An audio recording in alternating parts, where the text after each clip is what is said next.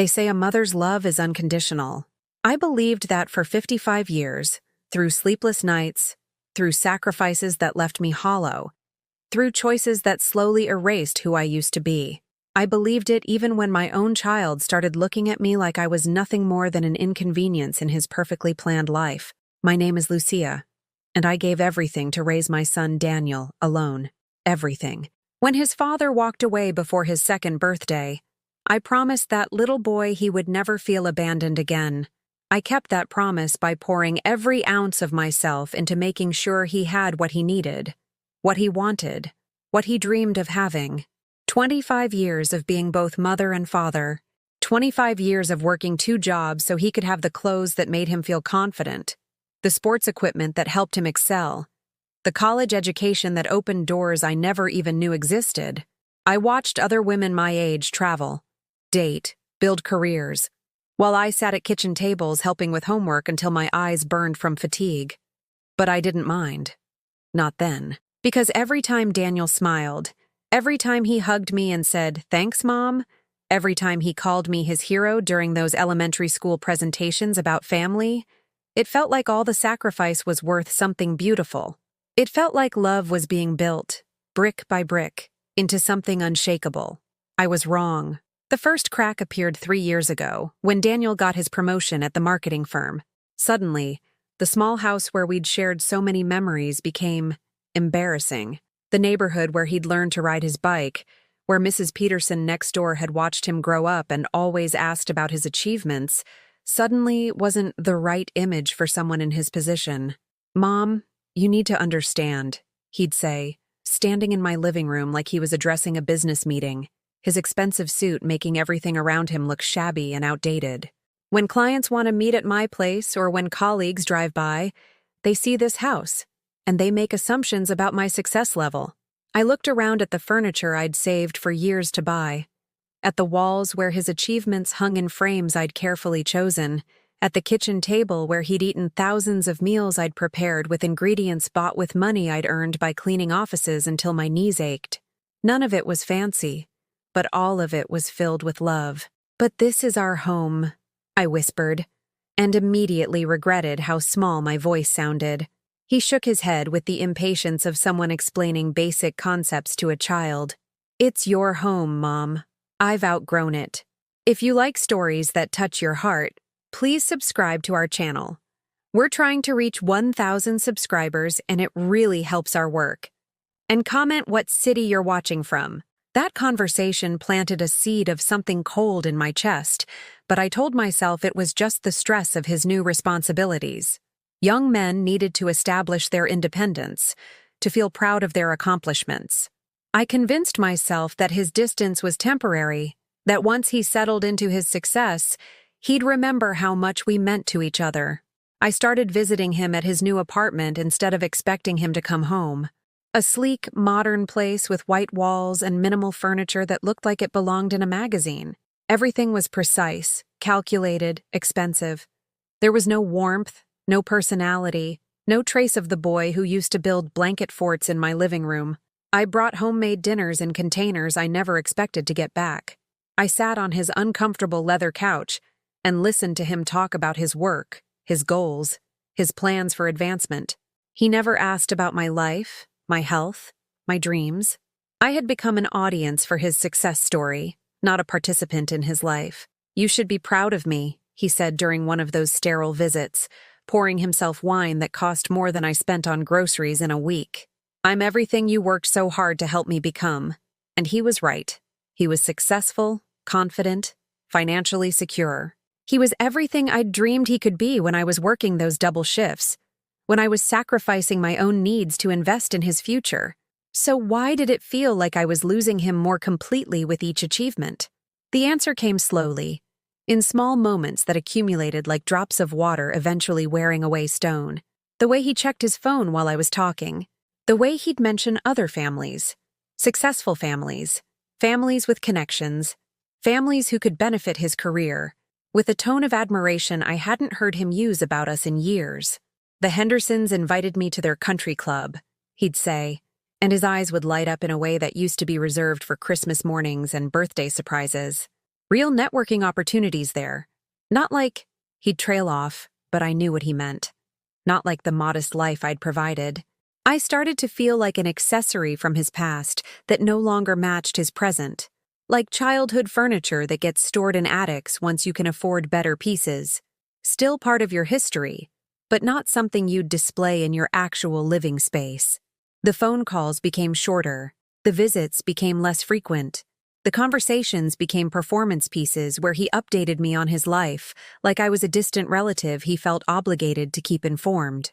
Love became duty, and even the duty felt grudging. 6 months ago, he stopped calling altogether. I waited. I made excuses. I told myself he was busy with important projects, with social obligations, with building the life I'd always wanted him to have. I convinced myself that silence didn't mean abandonment, that absence didn't mean he'd stopped caring. But deep in my chest, in that place where mothers keep their deepest fears, I knew something had fundamentally changed. The child I'd raised with such devotion had grown into a man who saw me as a reminder of a past he'd rather forget. I had become the evidence of his humble beginnings, the proof that he hadn't always belonged in those expensive rooms with those important people. Last month, he finally called. After half a year of silence, his name appeared on my phone screen, and my heart leaped with the kind of desperate hope that makes rational people do foolish things. "Mom?" he said, and his voice was different, colder, more formal. "I need to talk to you about something important." I thought maybe he was getting married. Maybe he'd met someone wonderful and wanted to share his happiness.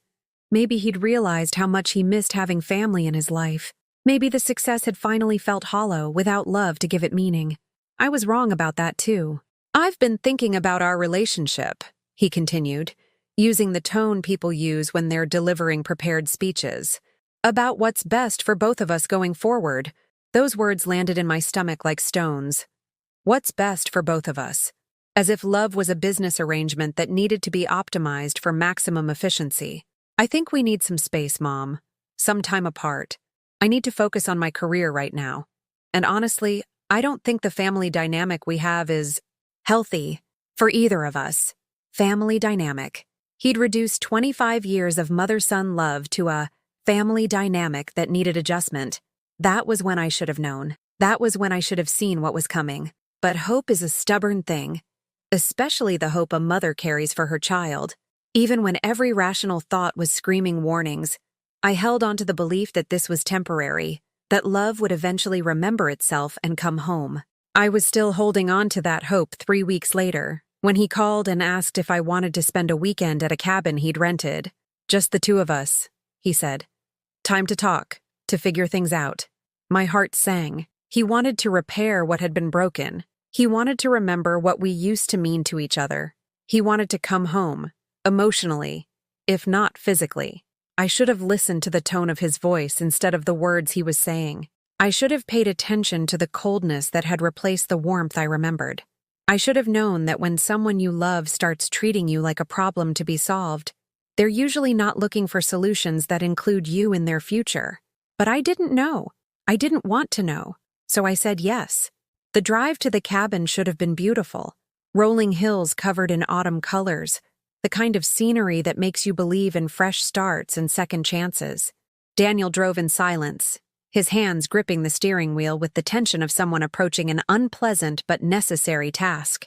I sat beside him, watching the landscape blur past, trying to fill the quiet with optimistic chatter about the changing leaves, the crisp air, how nice it would be to spend uninterrupted time together. He responded with nods and single-word answers, but I convinced myself he was just concentrating on the winding mountain roads.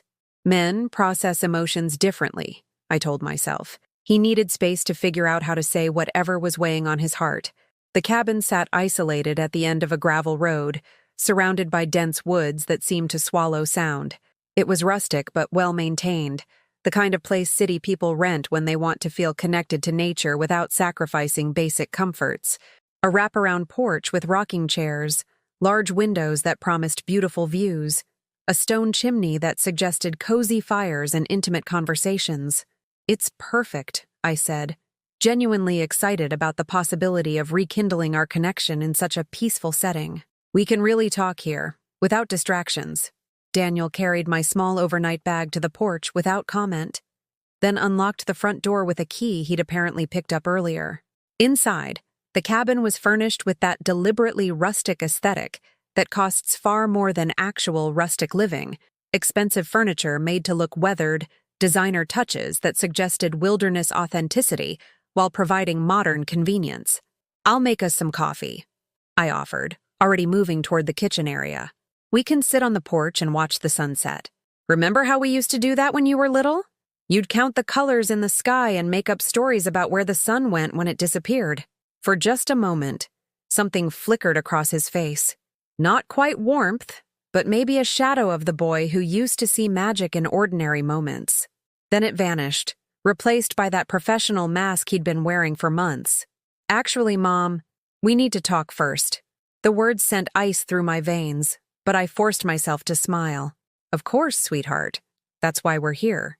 He gestured for me to sit on the couch while he remained standing, pacing slightly like someone rehearsing a presentation. That should have been my second warning. The physical distance, the way he positioned himself like a speaker addressing an audience rather than a son talking to his mother.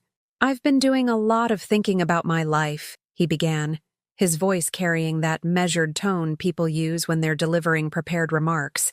"About what I want my future to look like, about the kind of person I need to be to achieve my goals." I nodded encouragingly, still hoping this conversation would lead somewhere positive. Maybe he'd realized that success felt empty without family to share it with. Maybe he wanted to talk about including me more in his life, about building new traditions that honored both his achievements and our history together. "The thing is," he continued, stopping his pacing to look directly at me, "I need to make some changes. Clean breaks from patterns that are holding me back. Clean breaks." The phrase hit me like a physical blow, but I struggled to maintain my composure. "What kind of patterns, Daniel?" He sighed, as if my question proved his point about something. "Mom, you have to understand that your role in my life has to change. The whole dependent relationship we've had. It's not healthy for either of us." Dependent relationship. 25 years of devoted motherhood reduced to pathology. "I don't understand," I whispered, though somewhere deep inside, I was starting to understand all too clearly. "Look around your life," he said, gesturing vaguely toward nothing in particular. "What do you have that's yours? What identity do you have beyond being my mother? You've made me your entire existence, and that's not fair to either of us."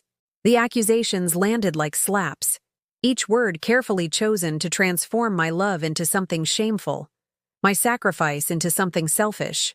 He was rewriting our history, turning my devotion into evidence of my inadequacy. "I gave you everything because I loved you," I said, my voice breaking despite my efforts to stay strong. "Because I wanted you to have the chances I never had. And I'm grateful," he replied, though his tone suggested anything but gratitude. "But gratitude has an expiration date, Mom. I can't spend my whole life feeling obligated to someone who chose to make sacrifices I never asked for. Never asked for. As if a 2-year-old should have been consulted about whether his mother should work double shifts to keep food on the table. As if a child should have been given veto power over his parents' love. This weekend," he continued, pulling a set of keys from his pocket, "is about giving you the space you need to figure out who you are without me." My blood turned to ice water. "What do you mean?" "I mean I'm leaving you here for a while. No phone service, no distractions. No way to fall back into old patterns of depending on me for your emotional needs. You need to learn to be alone, Mom. You need to learn to be your own person." The keys jangled as he set them on the kitchen counter, far from where I sat frozen on the couch. "There's enough food for about a week. After that, you'll figure something out. You'll have to." I couldn't breathe, couldn't process what I was hearing. "Daniel, you can't be serious. You can't just leave me here alone with no way to contact anyone. No way to—" "This is what love looks like sometimes," he interrupted, his voice taking on that patronizing tone adults use with difficult children. "Sometimes loving someone means forcing them to grow, even when it's uncomfortable." He moved toward the door with the decisive steps of someone who'd already committed to a course of action. No hesitation, no second-guessing, no apparent concern for the woman who'd spent her entire adult life making sure he never felt abandoned. Daniel, please. I stood up, my legs shaking. Don't do this. We can work through whatever problems you think we have. We can go to counseling. The decision's already made, Mom. He paused at the door, his hand on the handle. Use this time to think about what you want your life to look like. What you want to do with your remaining years that doesn't involve trying to live through me. Remaining years. He spoke about my future like it was a brief epilogue to a story that had already ended. What if something happens to me? I asked, desperation making my voice high and thin. What if I get hurt, or sick, or... You're tougher than you think, he said, though he wasn't looking at me anymore. You raised me alone, didn't you? You figured out how to be a single mother when Dad left. You'll figure this out too. The comparison was devastating. He was equating his calculated abandonment with his father's impulsive departure, as if betrayal was just another life challenge I should navigate with grace and strength. The door opened, letting in cool evening air that smelled of pine and approaching autumn. Daniel stepped onto the porch, then turned back one final time. Maybe when you come out of this, you'll thank me, he said. Maybe you'll realize I did you a favor. The lock clicked from the outside with a sound that seemed to echo through my entire body. I heard his footsteps on the gravel, the car door slamming, the engine starting. I ran to the window and watched his taillights disappear down the dirt road, red dots growing smaller until the forest swallowed them completely. Then, there was nothing but silence. I stood at that window for hours, waiting for the lights to come back, waiting for him to return and tell me this had been some kind of test, some misguided attempt to prove a point that had gone too far. But the road remained empty, and the silence grew heavier with each passing minute. As darkness fell completely, I began to understand the true scope of my situation. No cell phone signal, no landline, no neighbors within shouting distance, no vehicle, no way to contact the outside world, no one who knew where I was or when to expect me back. My son had not just abandoned me, he had imprisoned me. The boy I'd raised to believe in kindness and compassion had locked his own mother in an isolated cabin and driven away without a backward glance. The man I'd sacrificed everything to create had decided that love was something to be cured, that devotion was a disease that required drastic treatment. I sank onto the couch where he'd delivered his calculated speech and felt something inside me shatter. Not my heart. That was too simple a word for the destruction happening in my chest. This was the collapse of every assumption I'd made about love, about family, about the rewards of self-sacrifice. In the growing darkness of that isolated cabin, surrounded by the oppressive silence of the deep woods, I began to understand that I had spent 25 years raising a stranger who wore my son's face. And for the first time in my adult life, I was completely, utterly alone. The first night, I didn't sleep at all. I sat by the window like a dog waiting for its owner to return, watching the empty road until my eyes burned from strain. Every sound made me jump. A branch scraping against the roof, an owl calling from somewhere in the darkness, the settling of old wood as temperatures dropped. Each noise carried the possibility that Daniel had changed his mind, that he was coming back to apologize for this terrible mistake. By morning, my neck ached from the awkward position I'd maintained for hours, and my throat felt raw from crying. The sunrise through the kitchen window should have been beautiful, but it only highlighted how alone I was. The silence here was different from any quiet I'd ever experienced.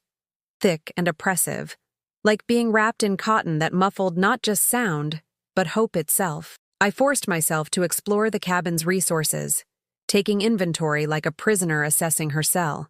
The refrigerator contained basic supplies: milk, eggs, bread, some lunch meat, apples that were already starting to soften.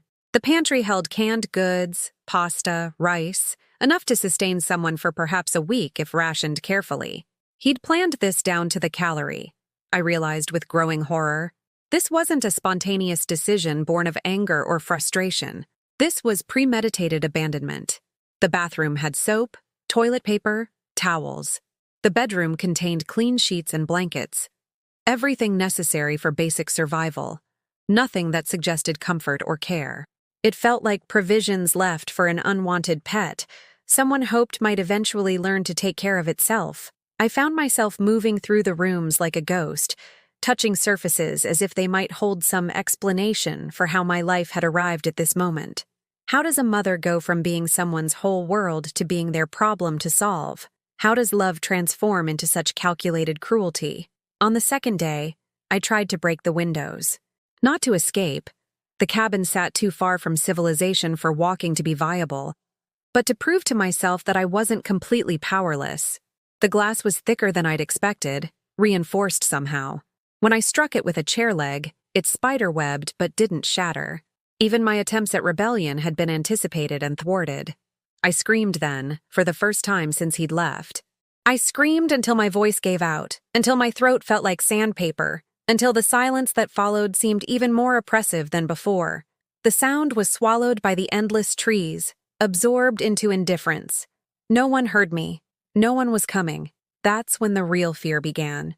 Not just fear of being alone, but fear of what this isolation was doing to my mind. I'd lived my entire adult life in service to someone else's needs, someone else's schedule, someone else's dreams. Without Daniel to care for, to worry about, to structure my days around, I felt myself dissolving. Who was Lucia when she wasn't Daniel's mother? What did I want when there was no one else's wants to prioritize? The questions felt dangerous, like poking at infected wounds. I'd built my identity so completely around motherhood that removing it left me formless, undefined. I was 55 years old and had no idea what I enjoyed doing for myself. I'd forgotten what my own voice sounded like when it wasn't responding to someone else's needs. By the third day, I'd started talking to myself just to hear human speech. "Okay, Lucia," I'd say while making coffee with shaking hands. "What's the plan today?" But I had no plans. No goals beyond survival. No framework for existence that didn't revolve around being needed by someone who'd decided I was no longer necessary. I tried to remember the woman I'd been before Daniel was born. Lucia, the individual, not Lucia, the mother. But that person felt like a character from a book I'd read long ago. Vaguely familiar, but impossible to truly recall. Had I been happy? Had I had dreams beyond raising a child? Had I ever imagined a future that belonged entirely to me? The memories that surfaced were fragmentary and disappointing. A 20-something woman working retail jobs and dating men who never quite understood what they wanted from life or from her. Someone who read romance novels and imagined being swept away by grand passions, but settled for small comforts and modest hopes. A person who'd never really known herself well enough to build anything substantial on that foundation. When Daniel's father left, I'd grieved the loss of my imagined future, but found purpose in protecting my son from that same abandonment. I'd poured all my energy into making sure he felt loved, supported, valued. I'd been so determined that he would never experience the rejection I'd felt that I'd made myself completely disposable in the process. "You made me your whole existence," he'd said. And the accusation stung because it was true. But what he'd failed to understand was that I'd done it deliberately, as an act of love so pure it never occurred to me that it might be unwanted. I'd thought selflessness was a virtue. I'd believed that unconditional love would create unbreakable bonds. Instead, it had apparently created resentment and the need for escape. On the fourth day, I found his note. It was tucked under the coffee canister in the kitchen, positioned where I'd eventually discover it once I'd had time to absorb the initial shock of his abandonment. The paper was expensive, his handwriting precise. Even his rejection of me was crafted with attention to presentation. "Mom," it began, with the formal tone of a business letter. "By the time you read this, you'll understand that this isn't cruelty. It's necessity. You've spent so many years living through me that you've forgotten how to live for yourself. This isolation will force you to remember who you are beyond being my mother." I read the words 3 times before they fully registered. He'd convinced himself that trapping me in an isolated cabin was an act of therapeutic intervention, a tough love approach to helping me discover my independence. The arrogance was breathtaking, deciding unilaterally what I needed, prescribing abandonment like medicine. "I know you'll be angry at first," the note continued. "But eventually you'll see that this was the kindest thing I could do. You need to learn that your worth isn't tied to how much you sacrifice for other people. You need to find value in yourself, not in how needed you are." The words blurred as tears filled my eyes. He was lecturing me about self-worth while demonstrating exactly how little worth he placed on my life, my safety, my autonomy. He was teaching me about independence by making me completely dependent on his decision to eventually return. "There's a landline phone in the bedroom closet," the note concluded, "but it won't work until next Friday. Use this week to think about what you want your life to look like going forward, what you want to do with your time that has nothing to do with me." I ran to the bedroom closet with desperate hope, pawing through hanging clothes until I found the phone buried behind winter coats. It was an old-fashioned handset, the kind that plugged into wall jacks that didn't exist in this cabin. The cord had been cut, the plastic wire ends visible where he'd severed my connection to the outside world. Even his promise of eventual rescue was a lie. That's when something cracked inside me that was different from heartbreak or despair. It was the sound of illusions finally dying, of naive hope giving way to something harder and colder. I'd been clinging to the belief that this was temporary insanity, that Daniel would return to his senses and come back for me. But the cut phone cord revealed the truth. He'd planned this as a permanent solution. He'd brought me here not to teach me independence, but to dispose of me quietly, to let the woods and isolation and my own despair do what he didn't have the courage to do directly. I sank onto the bedroom floor, clutching the useless phone, and finally understood that the son I'd loved and sacrificed for had never existed.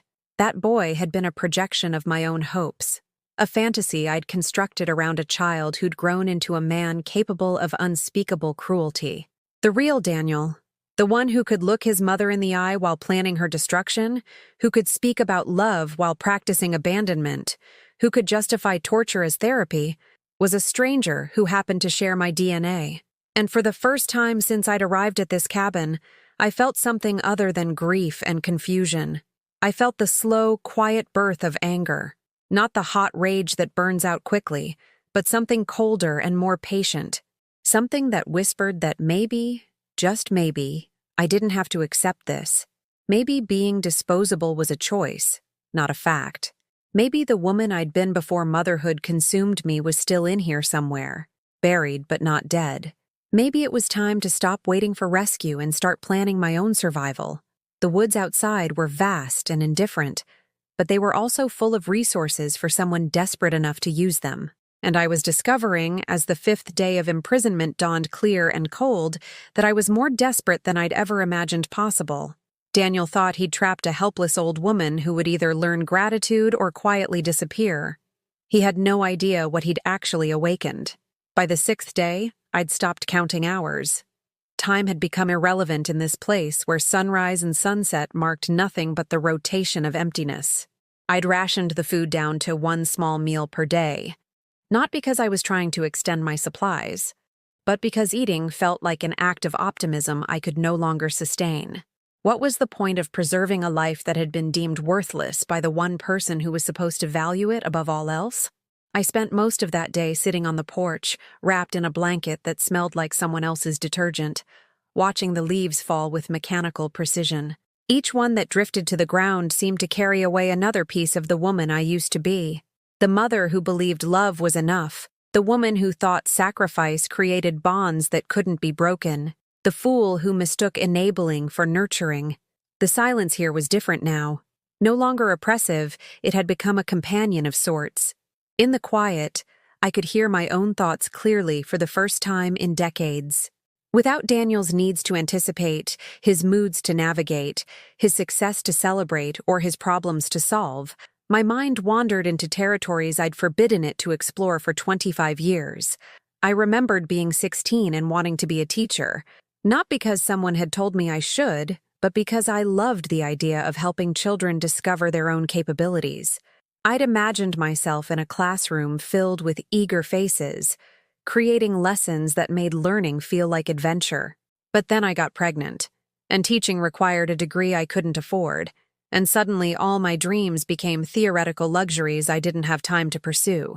I thought about the art classes I'd wanted to take in my 20s, before Daniel needed help with school projects and homework, became a nightly ritual that consumed my evenings. I'd seen a pottery studio downtown and imagined myself creating beautiful things with my hands, making objects that were useful and lovely at the same time. But art supplies cost money, and classes had schedules, and everything had to be weighed against Daniel's needs first. There had been a man, too, Robert. I'd met him at the grocery store when Daniel was 12, and for 6 months we'd had coffee together twice a week while Daniel was at school. Robert was kind and patient, divorced with grown children who lived their own lives without requiring his constant attention. He understood what it meant to love your kids while still maintaining your own identity. But Daniel hadn't liked him, not because Robert was unkind or inappropriate, but because he represented time and attention that wasn't focused exclusively on my son. Daniel had developed mysterious stomach aches on the days I was supposed to meet Robert, needed help with suddenly urgent homework assignments, created small crises that required my immediate presence. So I'd ended things with Robert, telling myself that my son's security was more important than my loneliness. Looking back now, I could see the pattern I'd been too devoted to recognize at the time. Every time I'd shown interest in something beyond motherhood, Daniel had unconsciously, or maybe not so unconsciously, sabotaged it, and I'd let him. I'd been so terrified of becoming like his father, of putting my own needs before his, that I'd eliminated my needs entirely. The irony was devastating. In trying to prove I would never abandon him, I had abandoned myself so completely that when he no longer wanted me around, there was nothing left to salvage. On the 7th day, I found the photograph. It was tucked inside one of the books on the cabin's shelf, probably left behind by a previous renter. A family portrait, parents and 3 children arranged on what looked like the same porch where I now sat contemplating my erasure. The mother looked about my age, but her eyes held something I recognized as foreign, contentment that seemed to come from within, rather than from her role in other people's lives.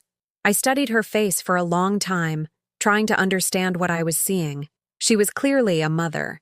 The way she positioned herself in relation to her children made that obvious. But she was also obviously herself, a complete person who happened to have children, rather than a woman whose entire identity had been consumed by motherhood. That's when I realized what Daniel had been trying to tell me, in his cruel and calculated way. Not that my love was worthless, but that I had become worthless because I'd made his approval the only source of my value. I'd turned him into my God, my purpose, my reason for existing, and no human being should be asked to carry that weight. No wonder he'd wanted to escape, but understanding his motivations didn't excuse his methods. A decent person would have encouraged me to find my own interests, to develop my own identity, to seek therapy or counseling or simple conversation about healthier boundaries. A son who truly loved his mother would have helped her discover who she was beyond his caretaker.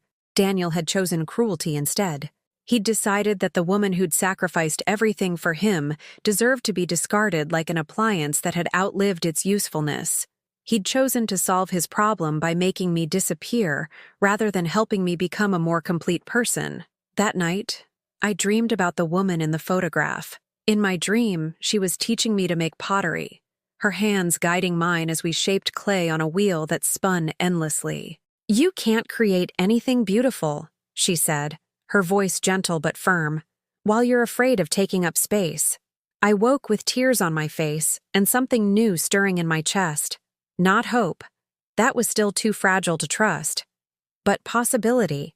The recognition that maybe this imprisonment wasn't just punishment. Maybe it was an opportunity. Daniel thought he'd trapped me in this cabin to teach me independence, but his lesson was teaching me something different.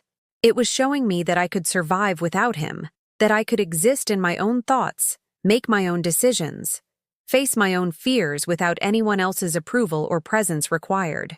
For 8 days, I'd been waiting for rescue, waiting for Daniel to return with apologies and explanations, waiting for someone to notice my absence and come looking, waiting for the outside world to acknowledge that I mattered enough to search for. But what if I stopped waiting? I walked to the kitchen and opened the last can of soup, heating it slowly while I considered possibilities I'd never allowed myself to entertain before. What if I did find a way out of these woods? What if I made it back to civilization not as a victim returning to beg for her son's forgiveness, but as a woman who'd discovered she didn't need anyone's permission to exist? The soup tasted different somehow, not just like sustenance, but like fuel for something that was slowly awakening inside me. I ate every drop, then washed the bowl carefully and put it away. Small acts of self-care that felt revolutionary after days of neglecting my basic needs. In the bedroom, I found a notebook and pen in the nightstand drawer. For the first time in 8 days, I had something to do that felt purposeful. I began writing, not a letter asking for help or forgiveness, but a list. Everything I could remember wanting before I became Daniel's mother. Every dream I'd deferred, every interest I'd abandoned, every version of myself I'd sacrificed on the altar of perfect motherhood. The list was longer than I'd expected, page after page of possibilities I'd forgotten or dismissed. Some were probably no longer realistic. I was 55, not 25, but others were entirely achievable if I could find the courage to pursue them. When I finished writing, I felt something I hadn't experienced in decades. Anticipation for my own future. Not excitement about what Daniel might accomplish or how he might include me in his success, but genuine curiosity about what I might discover about myself if I stopped defining my worth through other people's achievements. Outside, the woods were dark and still, but they no longer felt like a prison. They felt like a test I was finally ready to pass. Daniel had meant to break me down, to force me to confront my dependence and learn gratitude for whatever scraps of attention he might eventually offer. Instead, he'd given me something infinitely more valuable, the chance to remember that I was a complete person before I became his mother, and I could be a complete person again. But I wasn't going to sit in this cabin waiting for his permission to begin my life. I wasn't going to emerge from this experience grateful for his lesson in tough love. I was going to escape on my own terms, under my own power, and when I did, it wouldn't be to crawl back to him begging for acceptance. It would be to show him exactly what he'd thrown away. The anger that had been building slowly for days crystallized into something harder and more useful: determination. Daniel had made one crucial miscalculation in his plan to dispose of me. He'd assumed that a woman who'd spent 25 years living for someone else wouldn't know how to live for herself. He was about to discover how wrong he was. The 9th morning brought clarity like I'd never experienced before. I woke not with the crushing weight of abandonment, but with the sharp focus of someone who'd finally stopped asking, "Why me?" and started asking, "What now?" The difference was revolutionary. For 8 days, I'd been a victim processing trauma. Today, I was a woman making plans. I moved through the cabin with new purpose, seeing it not as my prison, but as my training ground. Daniel had trapped me here thinking I would wither away or learn gratitude. Instead, I was learning something far more dangerous to his carefully constructed worldview. I was learning that I didn't need him to survive. The realization should have been liberating, but it came wrapped in a fury so cold it frightened me. Not the hot anger that burns out quickly, but something patient and calculating. Something that whispered that if Daniel wanted to play games of abandonment and manipulation, perhaps it was time he learned what those games felt like from the other side. I began by taking inventory of everything in the cabin, not just the obvious supplies, but every tool, every resource, every possibility I'd overlooked in my initial despair. In the utility closet, I found rope, duct tape, a flashlight, and camping supplies previous renters had left behind. Under the kitchen sink, cleaning products that could serve multiple purposes. In the bedroom, extra blankets and sheets that could be repurposed. Most importantly, I found a detailed trail map tucked behind the microwave, marked with hiking paths that led from this remote location back toward civilization. The closest town was 15 miles through dense forest, but the route was clearly marked, with water sources and emergency shelters noted along the way. 15 miles. I hadn't walked that distance in years, but I'd walked longer when Daniel was young and money was tight, when we'd explore every free park and hiking trail in the county because I couldn't afford other entertainment. My body might be older now, but my determination was stronger than it had ever been. I spent that day preparing, moving with the methodical precision of someone planning a military operation. I sorted through my clothes, keeping only what would be practical for a long hike. I divided the remaining food into portable portions, calculating calories and weight. I tested the flashlight, checked the rope for strength, figured out how to fashion a makeshift backpack from pillowcases and duct tape. But more than physical preparation, I was undergoing a psychological transformation that felt like shedding skin. every assumption I'd made about my limitations, every belief I'd accepted about my helplessness, every excuse I'd used for why I couldn't live independently, all of it was being systematically dismantled and discarded. The woman who'd raised a child alone while working 2 jobs had never been weak. The woman who'd budgeted every penny and made every sacrifice work had never been incompetent. The woman who'd navigated school systems and medical emergencies and teenage rebellion without backup had never been dependent. I'd just been so busy serving someone else's needs that I'd forgotten my own capabilities. That evening, I sat on the porch and wrote a letter. Not to Daniel. He didn't deserve my words. But to myself. A promise, written in my own handwriting, that I would never again make myself so small that someone could discard me like garbage. That I would never again mistake enabling for love or sacrifice for virtue. I am Lucia Martinez, I wrote, using my maiden name for the first time in decades. I am 55 years old. I have value that exists independent of how useful I am to other people. I have dreams that matter. I have a life that belongs to me.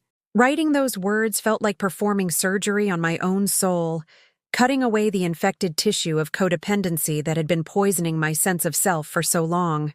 It hurt, but it was the kind of pain that signals healing rather than damage.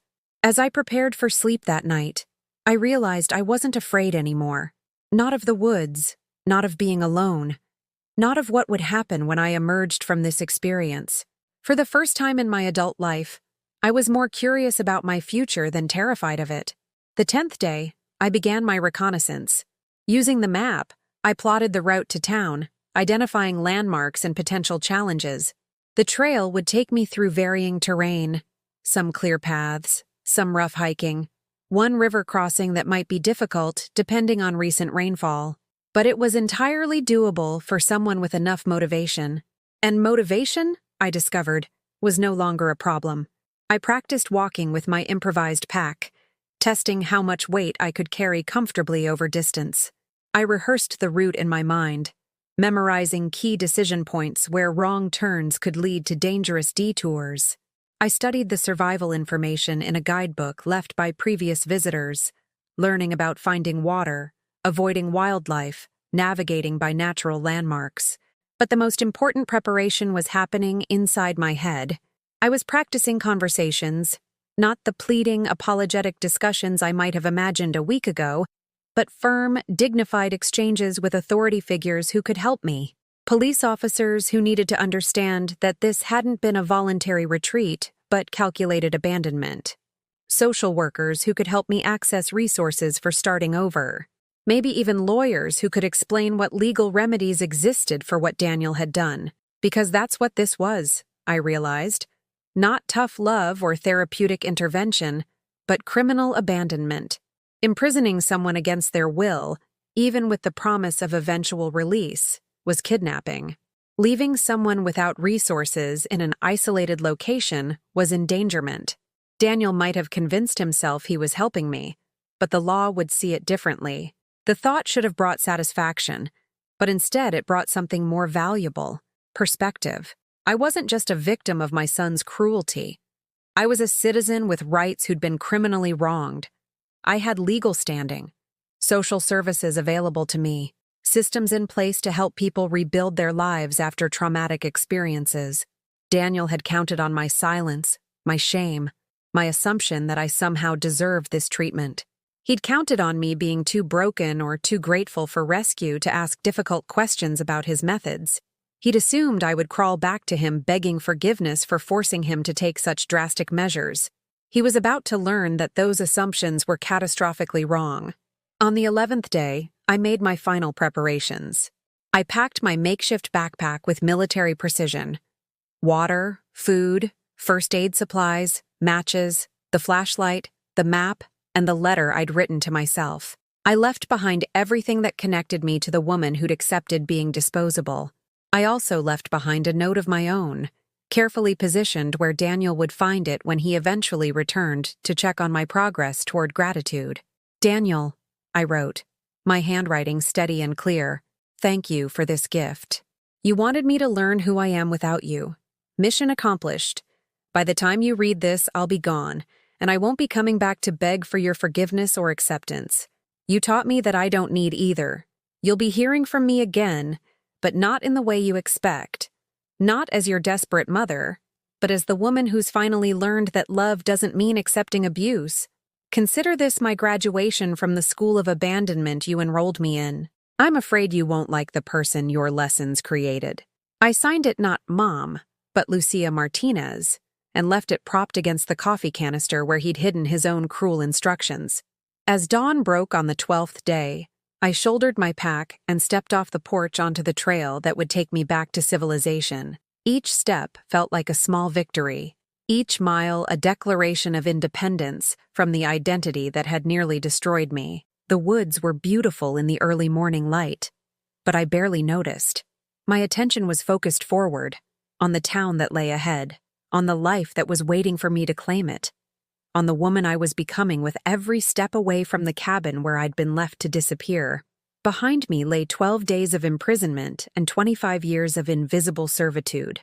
Ahead lay freedom, and the chance to show Daniel exactly what he'd lost when he decided his mother was disposable. The trail was clear, my pack was light, and for the first time in decades, I was walking toward something that belonged entirely to me. I smiled as I walked, and the expression felt foreign on my face. When was the last time I'd smiled for my own pleasure, rather than to comfort someone else, or project contentment I didn't feel? It didn't matter. There would be time for many more smiles in the life I was walking toward. Daniel had tried to erase me. Instead, he'd helped me remember who I'd always been underneath the layers of sacrifice and selflessness. It was time for him to meet that woman. The first 5 miles through the forest tested every muscle I'd neglected during years of putting my own health last. My legs burned, my lungs strained against the elevation changes, and the improvised backpack chafed against shoulders that hadn't carried weight like this in decades. But with each step, each small victory over terrain that would have seemed impossible a week ago, I felt something I'd almost forgotten existed: pride in my own capabilities. The trail was exactly as the map indicated, challenging but manageable for someone with sufficient motivation. I stopped frequently to rest and hydrate, not because I was weak, but because I was strategic. This wasn't a race. This was a methodical journey toward a new life, and I intended to arrive healthy and clear-headed rather than exhausted and defeated. During those rest stops, sitting on fallen logs or smooth rocks, I found myself planning not just the immediate next steps, but the larger trajectory of my reclaimed existence. The woman walking out of these woods would be fundamentally different from the one who'd been driven here 12 days ago. She would have boundaries. She would have her own interests. She would never again mistake being needed for being loved. By the 7th mile, I encountered the river crossing marked on my map. The water was higher than I'd hoped, but not impossibly so. I studied the current, identified the safest crossing point, and carefully picked my way across on stones that had been smoothed by decades of flowing water. My feet got wet. My balance was tested, but I made it across without losing my pack or my confidence. Standing on the far bank, wringing water from my socks, I realized I'd just solved a problem independently, without anyone to call for help, without anyone to rescue me if I failed. The competence felt intoxicating. How many challenges had I avoided over the years because I'd convinced myself I needed Daniel's input, his approval, his presence to tackle anything difficult? The answer was humbling and infuriating in equal measure. By midday, I'd covered 8 miles and reached the first trail shelter marked on the map. It was a simple 3-sided structure designed for hikers caught in bad weather, but it felt like a palace to someone who'd been imprisoned for nearly 2 weeks. I ate lunch slowly, savoring not just the food, but the knowledge that I was choosing when to eat, where to rest, how long to stay. While I rested, I took out the notebook I'd brought and began writing again. Not reflections this time, but practical plans. Where would I live? I couldn't return to my old apartment. Daniel knew where to find me there, and I had no interest in being found until I was ready. But I had savings he didn't know about. Money I'd hidden away in a separate account years ago, just in case. That nest egg would give me time to establish myself somewhere new. What kind of work would I seek? Customer service skills were transferable, but maybe this was the time to pursue something different. The teaching dream I'd abandoned at 16 wasn't entirely impossible. There were programs for adult learners, certification tracks for people starting second careers. I had enough life experience to understand what children needed beyond academic instruction. Where would I go? Somewhere Daniel would never think to look. Maybe the coast, where I'd always imagined living but never prioritized, because it was far from his school, his activities, his needs. Maybe a small college town where I could take classes while working, where being a mature student wouldn't seem unusual. The possibilities felt infinite, and for the first time in my adult life, they all belonged to me. The afternoon brought the steepest portion of the hike, a sustained climb that pushed my endurance to its limits.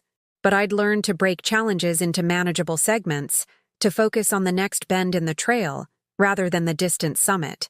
Each switchback revealed new views of the valley below, perspectives that were only visible to people willing to do the work of climbing.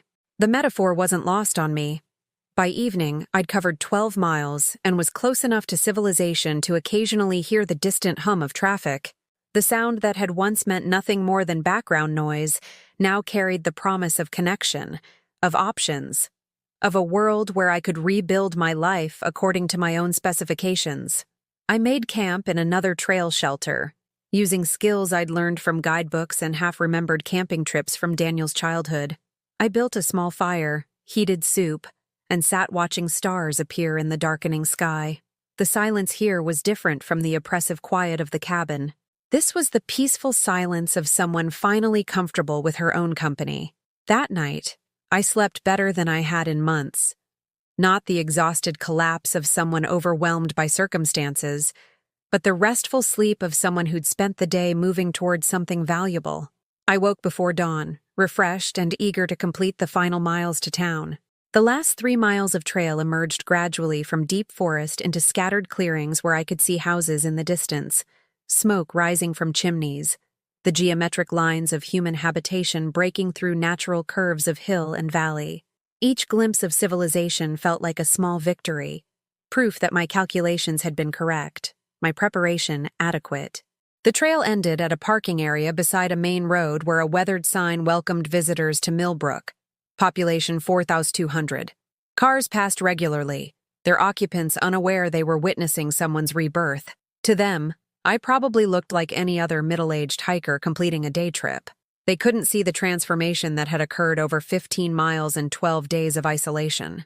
I walked into town with steady steps, my improvised pack secure on my shoulders, my head high despite the exhaustion that was beginning to catch up with me. The main street was lined with the kinds of businesses that made small towns feel welcoming. A diner advertising homemade pie, a pharmacy with hand-lettered signs in the window, a public library that looked like it had served the community for generations. My first stop was the police station, a modest brick building that shared space with the fire department. The officer on duty was a woman about my age with kind eyes and the patient manner of someone accustomed to dealing with unusual situations. "I need to report an incident," I said, my voice steady despite the magnitude of what I was about to set in motion. I was abandoned against my will in an isolated location by my adult son. I've just walked 15 miles to reach safety. She looked up from her paperwork with the sharp attention of someone who recognized serious business when she heard it. "Ma'am, are you injured? Do you need medical attention?" "I'm tired and dehydrated, but otherwise fine. However, I believe what happened to me constitutes criminal abandonment, and I want to file a formal complaint." The next 2 hours passed in a blur of forms, statements, and questions delivered with professional compassion. Officer Sarah Chen treated my situation with the gravity it deserved, neither dismissing it as a family dispute nor minimizing the legal implications of what Daniel had done. Abandoning someone in an isolated location without their consent is indeed a crime, she confirmed as I signed my statement. Especially when that person has no means of communication or transportation. We'll need to investigate the location, gather evidence, and determine what charges are appropriate. She also connected me with victim services, social workers who could help me find temporary housing and access resources for starting over. Within hours, I had a place to stay at a transitional housing facility. a caseworker assigned to help me navigate benefit programs, and appointments scheduled with counselors who specialized in family trauma. But most importantly, I had something I'd never possessed before: official recognition that I was the victim of a crime, not a failed parent who'd somehow deserved abandonment. That evening, sitting in the small but clean room that would be my temporary home, I called the one person I knew would understand what I'd been through: my friend Maria, whose own adult children had put her through emotional hell before she'd learned to set boundaries. "Lucia? My God, where have you been? I've been calling for 2 weeks." Hearing concern in someone's voice, genuine worry for my well-being rather than irritation at my needs, nearly broke my composure. But I held steady, keeping my voice calm as I explained what had happened. "That monster," Maria breathed when I finished. "That absolute monster. But Lucia? You walked 15 miles through the wilderness? You survived almost 2 weeks alone? You're filing charges?" "I'm not the same woman he left in that cabin," I said, and meant it completely. "I'm done being invisible. I'm done accepting cruelty because it comes from someone I love. I'm done making myself small so other people can feel big." "What happens now?" I looked out the window at the quiet street below, at the ordinary world that had continued spinning while I was being transformed in isolation. Tomorrow, I would begin the practical work of building a new life. I would look at apartments, apply for jobs, maybe even visit the community college to ask about their education program. But tonight, I would rest in the knowledge that Daniel's plan to dispose of me had backfired spectacularly. Instead of creating a grateful, dependent woman who would accept any scraps of attention he might offer, he'd created something far more dangerous to his carefully constructed narrative. He'd created a woman who finally understood her own worth. And very soon, he was going to discover exactly what that meant. 3 weeks after I walked out of those woods, Daniel discovered that his mother was missing. I know this because Officer Chen called to inform me that he'd contacted the police, claiming I'd disappeared from a cabin where we'd been having a therapeutic retreat. His voice on the recorded call was perfectly modulated, concerned but not panicked, worried but still in control. He explained to the dispatcher that I'd been struggling with dependency issues, and that he'd left me alone for a few days to encourage independence. But when he returned, I was gone. "He sounds genuinely worried," Officer Chen admitted as we listened to the recording in her office. "If I didn't know better, I'd think he was a devoted son reporting his missing mother. But she did know better, because I'd already filed my statement, provided evidence, and established a timeline that painted a very different picture. The investigation was already underway, with forensic teams documenting the cabin, analyzing the cut phone cord, photographing the notes he'd left behind. Daniel's carefully constructed narrative was about to collide with documented reality. "What happens now?" I asked, though part of me already knew. I'd spent 3 weeks learning about my legal rights, understanding the criminal justice system, preparing for this moment with the methodical precision I'd once reserved for planning Daniel's birthday parties. "Now we invite him to come in and tell his side of the story," Officer Chen said with a slight smile. "And we see how well his version matches the evidence." I wasn't present for Daniel's interview at the police station. Victims rarely are. But Officer Chen shared the basic details afterward. He'd arrived dressed impeccably, projecting the confident authority of someone accustomed to being believed without question. He brought a lawyer, which suggested he understood the seriousness of the situation, but he maintained his story about therapeutic intervention and voluntary isolation. "He seemed genuinely surprised that you'd reported it as abandonment," Officer Chen told me. "Like it honestly hadn't occurred to him that leaving someone against their will in an isolated location might be illegal." The surprise, I realized, wasn't about legality. It was about me. He'd been genuinely shocked that his previously invisible mother had found her voice, taken action, refused to disappear quietly as planned. In his carefully ordered world, I was supposed to be grateful for the lesson in independence, not angry about the method of delivery. But Daniel had always been adaptable when circumstances required it. Within days of his police interview, my phone began ringing with calls from his number. When I didn't answer, he left voicemails that followed a predictable progression from confused concern to wounded disappointment to calculated manipulation. "Mom, I don't understand why you're involving strangers in our family business, the first message said, his tone suggesting I was overreacting to a simple misunderstanding. We can work this out between us. You don't need lawyers and police officers. You just need to call me back. When I didn't respond, the messages became more elaborate. He was worried about my mental state. He was concerned that I was being influenced by people who didn't understand our relationship. He was hurt that I would believe strangers over my own son, especially when he'd only been trying to help me become more independent. I know you're angry, he said in the fifth voicemail, his voice taking on the patient tone he'd used when I was supposedly being unreasonable. But think about this logically. If I really wanted to hurt you, would I have left you food? Would I have provided shelter? Would I have planned to come back for you? The manipulation was so smooth, so perfectly crafted, that I could see how it might have worked on the woman I'd been 3 weeks ago. That woman might have doubted herself, might have wondered if she was being ungrateful, might have convinced herself that being abandoned in the wilderness really was a form of tough love. But I wasn't that woman anymore. Instead of calling him back, I forwarded his messages to Officer Chen, adding them to the growing pile of evidence that Daniel's actions had been premeditated and calculated rather than spontaneous or well-intentioned. Each voicemail revealed more about his mindset, his assumptions about my compliance, his absolute conviction that he had the right to determine what was best for my life. The turning point came when he showed up at my new apartment. I'd been living in Millbrook for a month by then, settling into a routine that felt revolutionary in its simplicity. Morning coffee while reading books I chose for my own pleasure. Afternoon walks through neighborhoods where no one knew my history or expected anything from me. Evening classes at the community college where I was exploring the education program I'd abandoned at 16. For the first time in decades, my days belonged to me. I ate when I was hungry, slept when I was tired, made decisions based on my own preferences rather than someone else's needs. The independence Daniel had claimed to be teaching me was something I'd discovered on my own terms, without his interference or instruction. I was returning from my evening class when I found him waiting on my doorstep, looking every inch the successful professional in his expensive suit and carefully styled hair. But something was different about his posture, his expression. The confidence that had always radiated from him seemed forced, brittle. "Mom," he said as I approached, his voice carrying a careful blend of relief and reproach. "There you are. I've been so worried."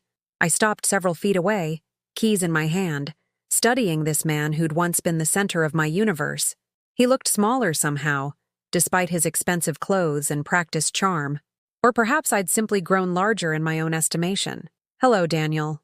He flinched slightly at my tone, neutral, polite, but completely devoid of the warmth he'd always taken for granted. "Mom, we need to talk.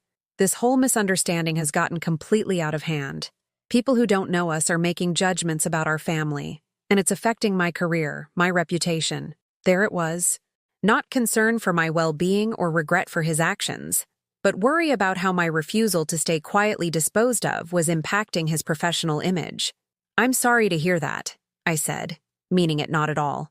"I imagine having your mother file criminal charges against you would be awkward in professional settings." His carefully maintained composure cracked slightly. "Criminal charges? Mom? That's insane. I was trying to help you. I was trying to teach you independence, self-reliance. Look at you now. You're living on your own, taking classes, building a life. Isn't this exactly what you needed?" The audacity was breathtaking.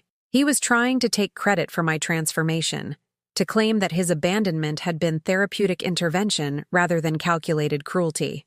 "You're right," I said calmly.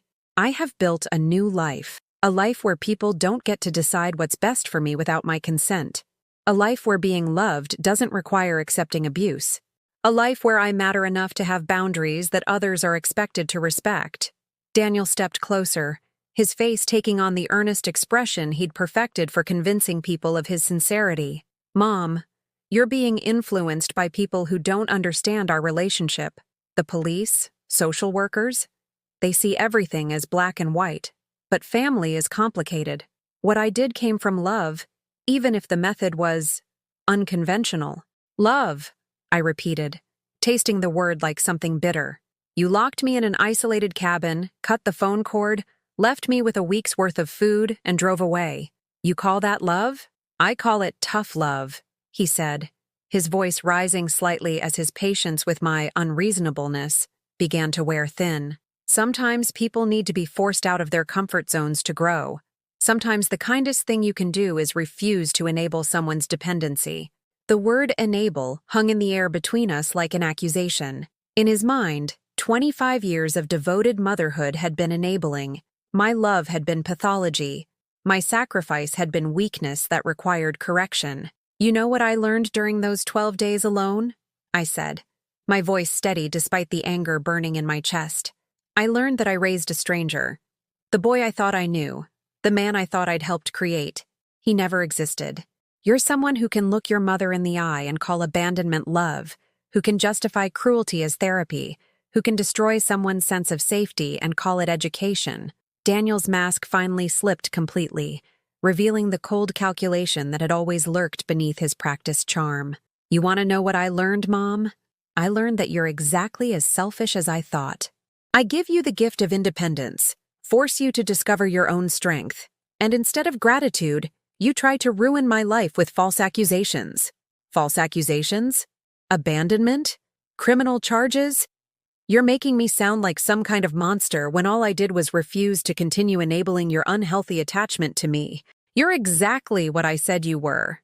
Someone whose entire identity depends on being needed, who can't exist without a victim narrative to justify your meaningless life. The words were designed to wound, to reduce me back to the invisible woman who'd accepted any treatment because she was grateful for scraps of attention. They were the final attempt to regain control through the same emotional manipulation that had worked for years. But I wasn't that woman anymore. Thank you, I said quietly. What? Thank you for showing me exactly who you are. Not the successful son I was proud of, not the man I thought I'd raised, but someone capable of such casual cruelty that you can't even see it as wrong. Thank you for making this easier. Daniel's face went pale. Making what easier? I smiled, and it was the most genuine expression of satisfaction I'd felt in years. Making it easier to testify at your trial. Making it easier to cut all contact with someone who thinks love is a weapon. Making it easier to build a life that has nothing to do with you. For the first time in our conversation, Daniel looked genuinely afraid. Not of legal consequences, but of something far more threatening to his carefully constructed worldview. The realization that his mother was no longer available to be his victim. You can't be serious, he whispered. I've never been more serious about anything in my life, I replied. You wanted to teach me independence, Daniel. Congratulations. I've learned. 6 months later, I stood in a courtroom watching my son face the consequences of his calculated cruelty. The charges were serious: kidnapping, endangerment, criminal abandonment. His expensive lawyer had tried every angle: mental health defense, family dispute claims, arguing that his intentions were therapeutic rather than malicious. But evidence doesn't lie, and the evidence was overwhelming. The cut phone cord, the premeditated notes, the isolation of the location, the complete lack of communication or check-ins during my imprisonment. The prosecution painted a clear picture of someone who'd planned every detail of my abandonment, who'd calculated exactly how to dispose of an inconvenient family member without technically committing murder. I testified on the 3rd day of the trial. Walking to the witness stand, I felt the weight of every woman who'd ever been made invisible by someone who claimed to love her. My voice was steady as I described those 12 days in the cabin, the fear, the hunger, the dawning realization that my own child had left me to disappear quietly in the wilderness. But I also testified about what came after, the 15-mile hike that proved my strength, the legal actions that established my worth, the new life that demonstrated I'd never needed rescue, only the chance to save myself. Daniel sat at the defendant's table in another expensive suit, but the confidence that had once defined him was gone. He looked diminished somehow, as if the exposure of his true nature had caused him to physically shrink. His career was in ruins. Word travels fast in professional circles when someone is arrested for abandoning their mother. His reputation, the thing he'd valued above all else, lay in tatters. The jury deliberated for less than 3 hours. Guilty on all counts. The judge, a woman about my age with steel gray hair and eyes that had seen every form of human cruelty, didn't mince words during sentencing. "Mr. Morrison," she said, her voice carrying the authority of someone who'd spent decades weighing justice, "you systematically planned and executed the abandonment of a vulnerable family member in an isolated location. You cut off her communication with the outside world, provided minimal resources for survival, and left her with no means of escape. You then had the audacity to claim this constituted therapeutic intervention." Daniel stared straight ahead, his lawyer's hand on his shoulder the only thing preventing him from complete collapse. "The court finds your actions to be among the most calculating and cold-blooded examples of family abuse we've encountered. The fact that the victim was your own mother, the woman who sacrificed everything to raise you, makes your crimes particularly heinous. 3 years in prison, 5 years probation afterward, a permanent restraining order preventing him from contacting me, restitution for my legal fees, medical expenses, and the cost of rebuilding my life." The judge made it clear that Daniel's professional success and previous clean record meant nothing when weighed against the premeditated nature of his crimes. As the bailiff led him away in handcuffs, Daniel turned to look at me one final time. I saw confusion in his eyes, a complete inability to understand how the invisible mother he'd discarded had become the woman who'd engineered his downfall. He'd expected gratitude for the lesson in independence. Instead, he'd created an adversary who understood exactly how much damage love could do when wielded by the wrong hands. I felt no satisfaction in his imprisonment. Prison wouldn't teach him empathy or remorse. Some lessons can't be forced on people who refuse to learn them. But his conviction sent a message that mattered. Mothers are not disposable. Love is not a license for abuse. Family bonds don't excuse criminal behavior. After the trial, I drove back to my apartment in Millbrook, the small town that had become my sanctuary. In 6 months, I'd built something I'd never had before, a life that belonged entirely to me. I worked at the local elementary school as a teacher's aide while completing my education degree through online classes. I volunteered at the library on weekends, helping elderly patrons navigate computers and discover new books. I had friends who knew me as Lucia the individual, not Lucia the devoted mother. For the first time in my adult life, when people asked what I did, I had answers that didn't involve anyone else's achievements. My apartment was small but perfect, filled with furniture I'd chosen, books I wanted to read, plants I kept alive because I enjoyed nurturing something that flourished under my care rather than demanded my self-erasure. The walls held photographs of places I'd visited, art I'd created in weekend classes, certificates from courses I'd completed simply because they interested me. There were no pictures of Daniel. That evening, I sat on my small balcony watching the sunset paint the sky in colors I was finally free to appreciate without wondering if someone needed me elsewhere. My phone rang. Maria, calling for our weekly check-in. "How are you feeling?" she asked, her voice warm with the kind of friendship that had sustained me through the darkest period of my life. "Free," I said, and meant it completely. For the first time in my adult life, I feel completely free. "Any regrets?" I considered the question seriously. Did I regret the 25 years I'd spent raising Daniel? The sacrifices that had seemed so meaningful at the time? The love I'd poured into someone who'd repaid it with calculated abandonment? "No," I said finally. "Not regrets. But I understand now that love without boundaries isn't love. It's enabling. Sacrifice without reciprocity isn't devotion. It's self-destruction." I thought I was teaching him about unconditional love, but I was actually teaching him that some people don't deserve basic respect. And now? Now I'm teaching myself that I was wrong. About love, about sacrifice, about what I owed to someone who shared my DNA but not my values. That weekend, I did something I'd been planning for months. I drove to the coast, to the small seaside town I'd always imagined living in, but never prioritized because it was inconvenient for Daniel's needs. I walked the beaches where I might spend my retirement, visited the community college where I might finish my teaching degree, explored neighborhoods where I might buy a small house with a garden. Everything was possible now, not because Daniel's imprisonment had freed me from his influence, but because those 12 days in the cabin had taught me something invaluable. I was complete all by myself. I didn't need anyone's approval to exist, anyone's love to have value, anyone's presence to be whole. Standing on the pier watching fishing boats return with the day's catch, I thought about the woman who'd been driven to that cabin 6 months ago. She'd been so desperate for her son's love that she'd accepted any treatment he offered.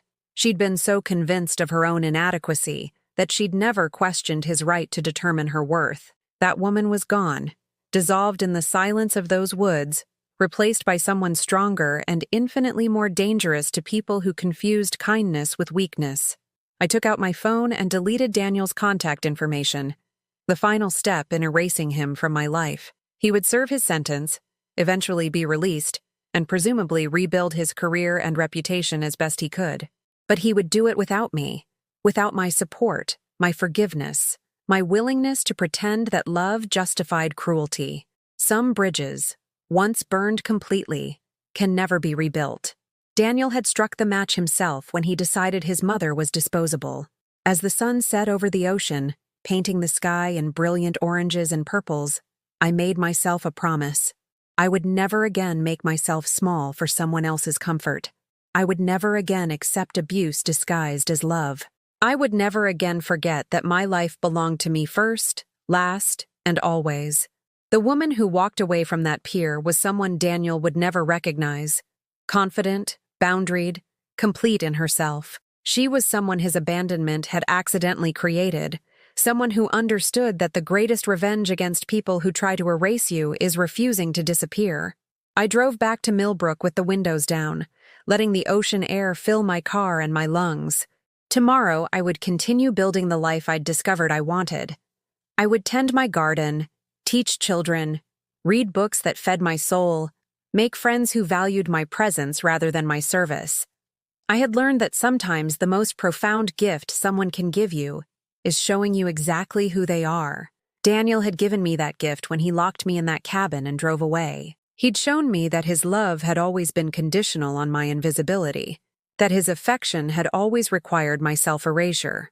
But he'd also shown me something else, that I was strong enough to survive without him, capable enough to thrive without his approval, complete enough to build a meaningful life that had nothing to do with serving his needs. The student had finally surpassed the teacher, learning lessons about independence that he'd never intended to impart. And unlike his version of education, mine had required no victims.